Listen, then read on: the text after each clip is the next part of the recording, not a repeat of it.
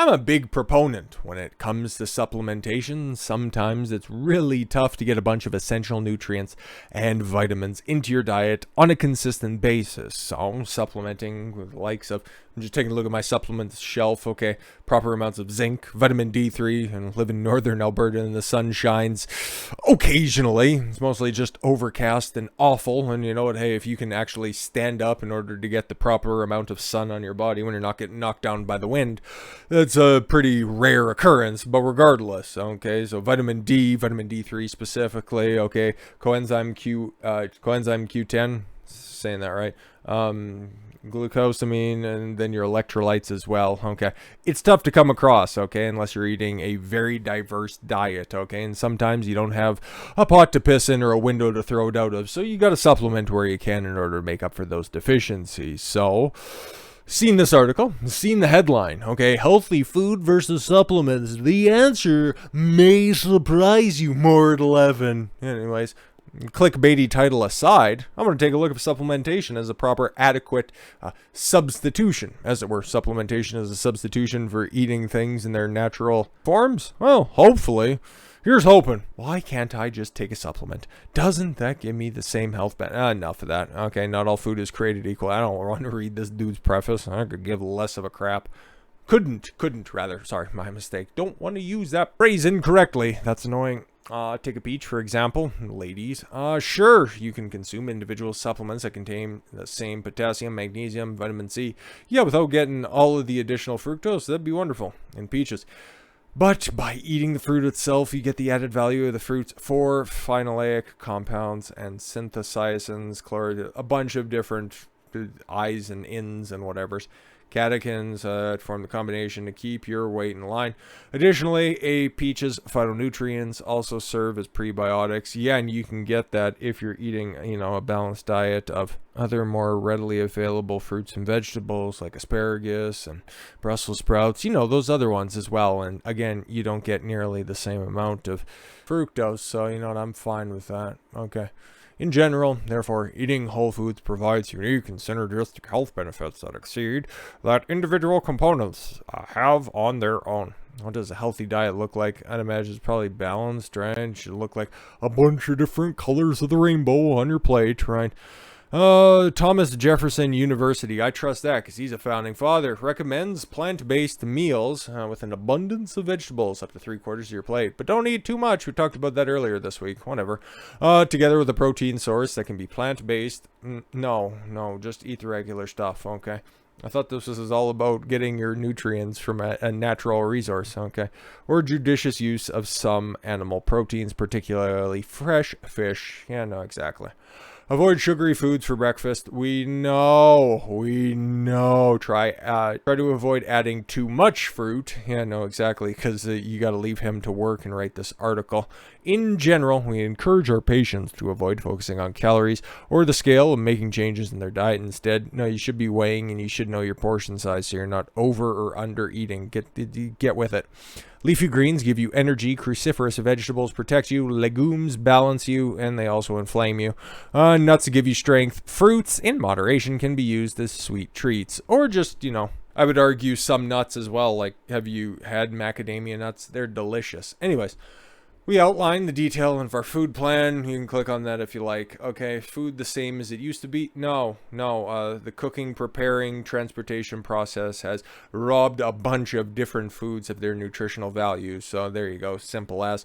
Soil depletion, genetic engineering, and fertilizers affect nutritional value. Yeah, no, exactly. That's why you should be eating natural sources. Okay, local farmers markets, local sellers wherever available. Okay, if they're at a reasonable price. Most of them are. You just have to kind of go off the beaten trail.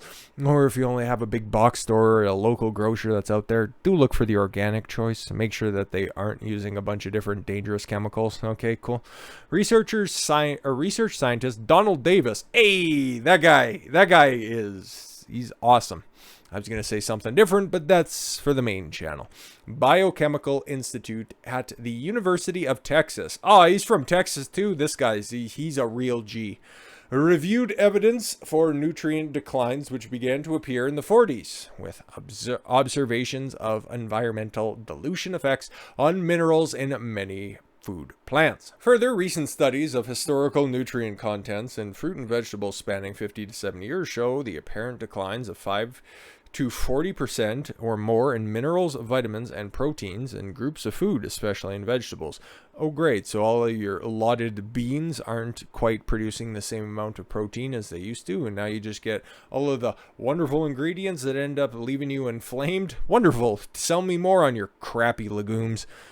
Recently, some side-by-side comparisons of crops of the same food have proven the existence of genetic dilution effects when there is selective breeding for high-yield production. Yeah, no, exactly. You're messing with God. So far, these studies uniformly show trade-offs between yield and nutrient concentrations, suggesting a broad phenomenon. In fruits, vegetables, and grains, usually 80 to 90% of the dry weight yield is carbohydrate. That's not good. When breeders select for high yield, they are in effect selecting mostly a high carbohydrate with no assurance that dozens of the other nutrients and thousands and millions of phytochemicals will also increase the proportion to yield. Yeah, no, exactly. That's why if you have a little garden in your backyard or in your front porch or something, you got a little tomato plant in a window box or something like that, or at least you tell your mom it's a tomato plant, right?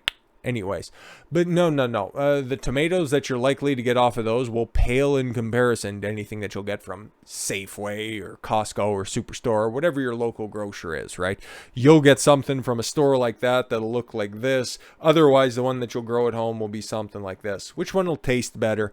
Obviously, you're going to have a preference for the one that you grew yourself, but which one's going to be more nutrient dense? The one that's all pumped full of chemicals and water, or the one that's a little bit hardier, a little bit more colorful, okay, and the one that you created for yourself, okay? Just, you know what, hey, there's the obvious comparison that's out there, and that's one that everybody should be able to see with their own very eyes, okay? That is, of course, if you're growing your own food, which you should in some form or fashion if you got the space for it. Of course, yes, a loss of nutritional value from harvest to table.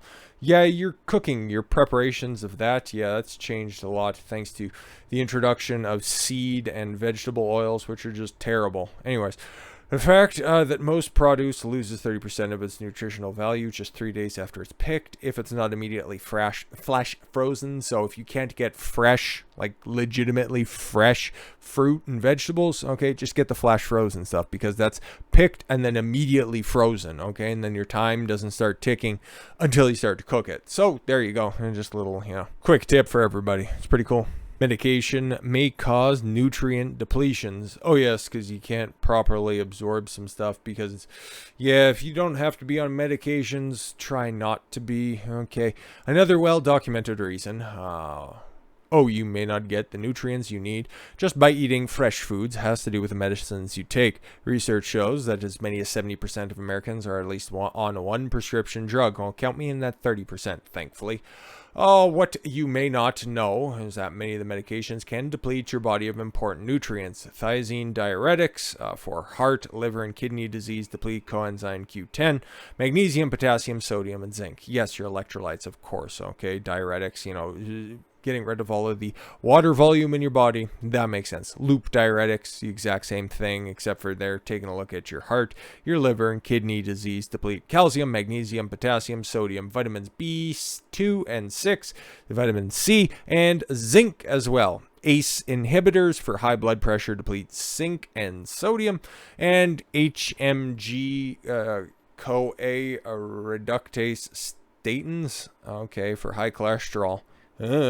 Deplete carnitine, copper, coenzyme Q10, essential fatty acids, selenium, vitamins D and E, and zinc as well. Wow, yeah, pretty much everybody's running a deficit of zinc, so feel free to supplement as you will.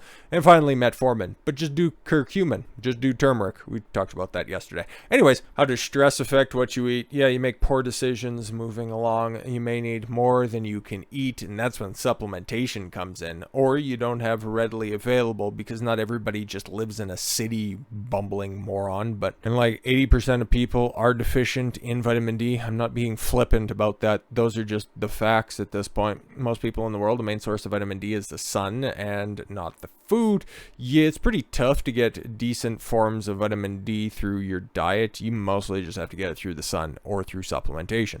So what is the best solution? First and foremost, whole food, plant-based diet. Yeah, of course. But multivitamin contains antioxidant beta-carotene and vitamins C and E, B complex, vitamin B1, 2, 3, 5, 6, 7, 9, and 12, calcium, phosphorus, potassium, magnesium, trace minerals such as zinc, iron, copper, chromium, and selenium. Alongside supplementation, try to maximize the nutrient potential of your food, of course, and then go organic vegetables and fruit whenever possible. And yes, how about clean grass-fed animal products? Okay, there you go. That'll round everything out real nice. So supplement where you have to. Get your vitamins through natural sources. I don't think I'm breaking any glass ceilings or shattering any preconceptions when it comes to this stuff. Eat the best things that you can, and if you find yourself running a deficit of anything else, it's easily supplemental. Okay, so with all that said, thank you all very much for the gift of your time. I've been Don Consuelo. I want you to follow your gut and get after it. Take care, everyone.